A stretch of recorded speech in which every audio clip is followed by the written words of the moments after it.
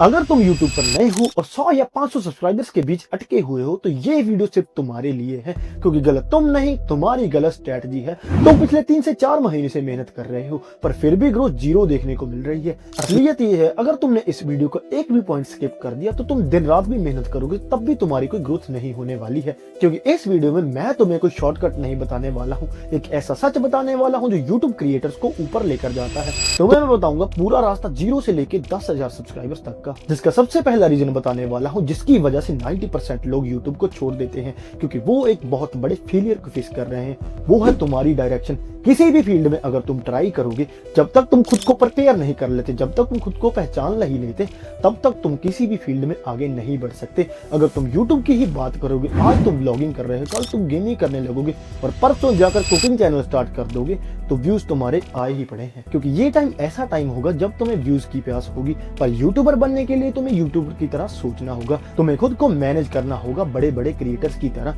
जब तक तुम सिस्टम के साथ नहीं चलोगे तब तक तुम एक क्रिएटर बन ही नहीं सकते। पर सबसे पहली गलती यही नहीं है, लोग गलत नीश चूज कर लेते हैं, जिसकी वजह से 3 से 4 महीने मेहनत करने के बाद भी उन्हें कुछ भी हासिल नहीं होता। अब नीश कैसे सिलेक्ट करें? 90% लोग अपने आइडल यूट्यूबर को फॉलो करना स्टार्ट कर देते हैं कि हमें इसके जैसा इन्फ्लुएंसर बनना है, पर वो इन्फ्लुएंसर पूरे यूट्यूब पर एक ही है, उसके जैसा क्रिएटर पूरे यूट्यूब फील्ड में नहीं है, इसीलिए वो बंदा आज टॉप पर बैठा है। अगर तुम उसे कॉपी करने लगे तो तुम सिर्फ उसकी सस्ती कॉपी बनकर रह जाओगे और 2 से 3 महीने वीडियो बनाने के बाद तुम खुद ही हार मान जाओगे। अपनी नीश सेलेक्ट करते टाइम तुम जो दूसरी गलती करते हो वो है सब कुछ बनाना। एक एग्जांपल देकर बताता हूँ। आज तुमने एक बेकरी शॉप खोली है जिस पर तुम केक्स बेच रहे हो। आज कस्टमर आएंगे, तुमसे केक खरीद कर लेकर जाएंगे, पर दूसरे दिन तुम सारा तामझाम हटाकर केक की जगह पर तुम एक स्पेयर पार्ट शॉप खोल लेते हो। कस्टमर क्यों आया है? कस्टमर तुमसे सिर्फ केक खरीदने आया है, स्पेयर पार्ट्स नहीं। मेरा कहने का मतलब है, एल्गोरिदम और ऑडियंस का ट्रस्ट जीतना है तो वो चीज तुम सिर्फ जेन्युइन रहकर ही कर सकते हो, और अगर तुम कुछ भी बनाने लगे तो ये चीज कभी नहीं होगी। और तुम्हारी तीसरी गलती है वायरल कंटेंट के पीछे भागना। यूट्यूब कोई टिकटॉक या इंस्टाग्राम नहीं है जिस पर तुम्हें वायरल होना है। यूट्यूब एक ऐसा प्लेटफॉर्म है जिस पर तुम्हें अपने रिपीट ऑडियंस बिल्ड करनी होगी, एक ऐसी लॉयल ऑडियंस जो तुम्हारी हर वीडियो को देखे। और अगर तुम वायरल होने के पीछे भागे तो कच्चा बादाम वाले अंकल की तरह कुछ ही टाइम में इंटरनेट से गायब हो जाओगे। और अब नीश चूज करने का सही फॉर्मूला क्या है? तुम्हें एक अपनी स्पेसिफिक ऑडियंस पकड़नी होगी, एक प्रॉब्लम पकड़नी होगी जिसका सोल्यूशन तुम अपनी वीडियो के जरिए दोगे। क्योंकि अगर तुम ऑडियंस और एल्गोरिदम को कंफ्यूज करने लगे तो तुम्हारा चैनल कभी भी ग्रो नहीं हो पाएगा। नीश सेलेक्ट करते टाइम बिल्कुल भी जल्दी मत करो, एक कॉपी पेन उठाओ और रैंडमली लिखना स्टार्ट कर दो। अपने बारे में तुम जो भी लिखोगे उनमें से कुछ पॉइंट्स को सिलेक्ट करो और उन पॉइंट्स के टॉपिक्स बनाओगे। उन टॉपिक्स को ध्यान से देखो कि तुम अगली 50 वीडियो उन टॉपिक पर बना सकते हो या नहीं बना सकते। अब एक नीश तो क्लियर हो गया है, पर तुम्हारे पास अगर कोई कंटेंट स्ट्रेटजी नहीं है तो यूट्यूब पर दिन रात मेहनत करने के बाद भी तुम कभी ग्रो नहीं हो पाओगे। मेरे चैनल पर आज सिर्फ 7 सब्सक्राइबर्स हैं, मतलब मैं भी तुम्हारे वाली कैटेगरी में ही आ रहा हूँ, पर मैं भी इसी कंटेंट स्ट्रेटजी को फॉलो कर रहा हूँ जिसमें तुम्हें 70% शॉर्ट डालनी होगी और 30% लॉन्ग वीडियो।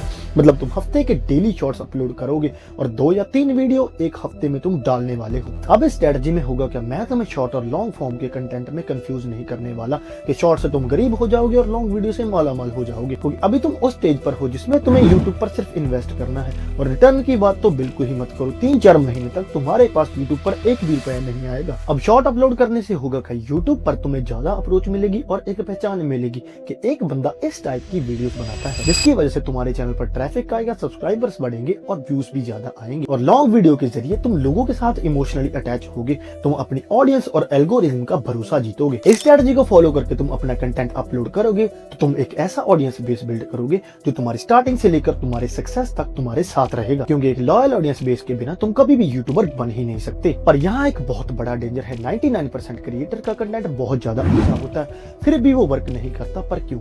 जिसका रीजन है टाइटल और थंबनेल। तुम बहुत सारी मेहनत करके एक वीडियो बनाओगे तो उसमें एक खजाना भी छुपा दोगे तब भी उसका कोई फायदा नहीं होगा। अगर तुम्हारी वीडियो की पैकेजिंग ही अच्छी नहीं है तो टाइटल और थंबनेल की वजह से ही व्यूअर तुम्हारी वीडियो पर क्लिक करेगा। अगर तुम्हारी वीडियो पर क्लिक नहीं हो रहा तो तुम्हारी घंटों की मेहनत वेस्ट है और उसका कोई फायदा नहीं। टाइटल एंड थंबनेल तुम्हारी वीडियो का मेन फेस रहने वाले हैं। अगर तुमने मेन फेस ही खराब कर दिया तो तुम्हारी वीडियो डेड समझो। चलो मान लो तुम्हारी वीडियो पर किसी ने क्लिक भी कर लिया पर पहले 30 सेकंड में पकड़ नहीं बना पाए तो तुम गए समझो। क्योंकि पहले 30 सेकंड में ही व्यूअर डिसाइड कर लेता है कि तुम्हारी वीडियो को वो पूरा देखने वाला है या नहीं। क्योंकि यही पहले 30 सेकंड ऐसा टाइम है जिसमें तुम सक्सेसफुल सक्सेसफुल यूट्यूबर बन भी सकते हो, या स्ट्रगल करके तुम्हें और वीडियो अपलोड करनी होगी, क्योंकि यूट्यूब पर 99% वीडियोस ऐसी अपलोड होती हैं जिन्हें व्यूअर क्लिक करने साथ ही बंद कर देते हैं, और लगातार ऐसा होने के बाद उस क्रिएटर की वीडियो एल्गोरिथम भी तुम्हें सजेस्ट करना बंद कर देगा। अब इस चीज को कंट्रोल कैसे करना है? तुम्हें अपनी ऑडियंस को हुक करके रखना है। पहले 30 सेकंड्स में तुम्हें व्यूअर को 3 चीजें प्रोवाइड करनी होगी, जो है पेन,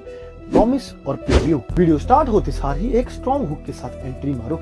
व्यूअर को उसकी कमजोरी फील कराओ कि वो किस चीज में वीक है, क्योंकि आज के टाइम में क्रिएटर सबको बनना है पर नॉलेज किसी को घंटा भी नहीं। तुम अपने व्यूअर का पेन पॉइंट हिट कर रहे हो तो उस चीज का सोल्यूशन ढूंढने के लिए वो तुम्हारी वीडियो पर रुकेगा ही रुकेगा। अब दूसरे नंबर पर तुम्हें अपने व्यूअर से एक प्रॉमिस करना होगा। जो तुमने उसको एक प्रॉब्लम में डाला है उसका प्रॉमिस कुछ ऐसा होना चाहिए कि व्यूअर तुम्हें एक टाइम के लिए तो भगवान ही मानने लगे, क्योंकि व्यूअर तुम्हारी वीडियो पर एक होप लेकर आया है। दुनिया प्रॉब्लम से भर चुके हैं और तुम्हारी थंबनेल देखकर उसके दिमाग में कुछ आया होगा कि तुम इस प्रॉब्लम को हल कर सकते हो। पर अगर तुम्हारा प्रॉमिस वीक हुआ तो गए समझो। जब तक तुम अपने व्यूअर को एक स्ट्रॉन्ग हुक नहीं दोगे, वो तुम्हारी वीडियो की सिर्फ इंट्रो देखेगा। कुछ समय वीडियो देखने के बाद वो तुम्हारी वीडियो को छोड़कर चला जाएगा। और अब बारी है प्रीव्यू की। व्यूअर तुम्हारे पास एक प्रॉब्लम लेकर आया है जिसको सॉल्व करने का प्रॉमिस तुम उससे कर चुके हो, पर तुम उसकी प्रॉब्लम का सोल्यूशन वीडियो के स्टार्टिंग में नहीं, वीडियो के एंड में दोगे। अगर तुमने वीडियो की स्टार्टिंग में ही प्रॉब्लम का सोल्यूशन बता दिया तो वो बंदा तुम्हारी वीडियो एंड तक क्यों ही देखेगा। प्रीव्यू वाले स्टेप में तुम्हें अपने व्यूअर को उसके सोल्यूशन की एक छोटी सी झलक दिखानी है जिस प्रॉब्लम के लिए वो आया है,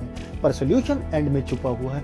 और उस व्यूअर को इस वीडियो को पूरा देखना होगा, वो भी पेशेंटली, क्योंकि उसे अपनी प्रॉब्लम का सोल्यूशन चाहिए, क्योंकि उसे वीडियो को क्लिक किए 1 मिनट से ज्यादा समय हो चुका है और अब वो अपनी प्रॉब्लम का सोल्यूशन लेकर ही मानेगा, क्योंकि तुमने उसे अपनी रिटेंशन वाले जाल में फंसा लिया है। और जब तक उसकी प्रॉब्लम का सोल्यूशन नहीं होता वो तुम्हारी वीडियो के साथ फ्लुएंटली बना रहेगा। व्यूअर को रोकना भी सीख लिया। 4 गलतियां वीडियो बनाते टाइम तुम ऐसी करते हो जिसकी वजह से तुम्हारा चैनल परमानेंटली स्लो हो जाता है। सबसे पहली गलती है डेली अपलोड का प्रेशर। ये प्रेशर हर नया क्रिएटर फील करता है जब उसकी ग्रोथ स्लो होती है तो, पर असलियत ये है कि एल्गोरिथम को क्वालिटी चाहिए, डेली अपलोड नहीं। यूट्यूब हो चाहे इंस्टाग्राम, उन्हें कोई फर्क नहीं पड़ता कि तुम डेली अपलोड कर रहे हो या अल्टरनेट डेज पर।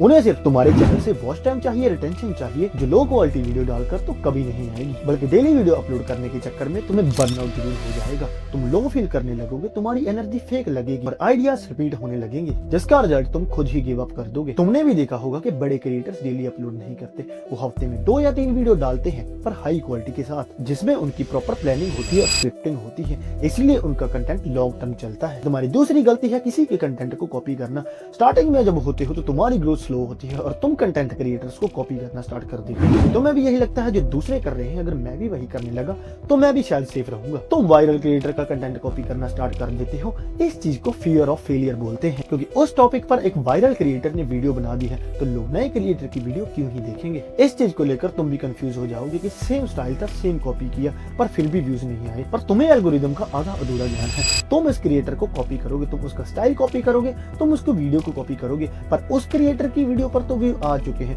पर तुम्हारी वीडियो पर व्यू नहीं आएंगे, क्योंकि एल्गोरिदम भी वैल्यू को पुश करता है, कॉपी को नहीं। सबसे बड़ी बात, तुम्हारी आइडेंटिटी ही नहीं बन पाएगी, तुम उस क्रिएटर की सस्ती कॉपी बन के रह जाओगे। और तुम्हारी तीसरी गलती है सिर्फ सब्सक्राइबर्स का ऑब्सेशन। स्टार्टिंग में तुम हर किसी का फोन पकड़ के अपना चैनल सब्सक्राइब करना शुरू कर दोगे, पर इस चीज से तुम्हारे चैनल पर सिर्फ नंबर बढ़ेंगे, व्यूज नहीं, क्योंकि तुम्हें इस टाइम पर नंबर की जरूरत नहीं है, तुम्हें इस टाइम पर लॉयल सब्सक्राइबर्स की जरूरत है। एल्गोरिथम तुम्हारी वीडियो के वॉच टाइम को देखेगा, अगर तुम्हारी वीडियो देखी जा रही है तो वो उसे आगे पुश करेंगे, पर सब्सक्राइबर्स होने या ना होने से इस चीज का कोई मतलब नहीं है। सब्सक्राइबर बढ़ने से तुम्हारी सिर्फ ईगो बूस्ट होगी, तुम खुद को क्रिएटर फील करने लगोगे। अगर तुम्हारी हुक वीक है, स्टोरी बोरिंग है और वैल्यू मिसिंग है तो तुम सिर्फ एक दिखावे के क्रिएटर हो और तुम्हारा चैनल किसी काम का नहीं। इसीलिए YouTube पे पहले खुद विश्वास करो, YouTube तुम पे फिर विश्वास करेगा। और तुम्हारी चौथी गलती है फैमिली सपोर्ट का वेट करना। एक टाइम पे सभी क्रिएटर यही सोचते हैं कि जब मेरी फैमिली हाँ करेगी या मुझे सपोर्ट करेगी मैं तभी स्टार्ट करूंगा। अगर तुम्हारी भी यही सोच है तो तुम बहुत ज्यादा लेट हो। फैमिली सपोर्ट का वेट करना बहुत ज्यादा डेंजरस हो सकता है, क्योंकि तुम एक परमिशन माइंडसेट से सोच रहे हो। अगर तुम घर वाले का वेट करने लगे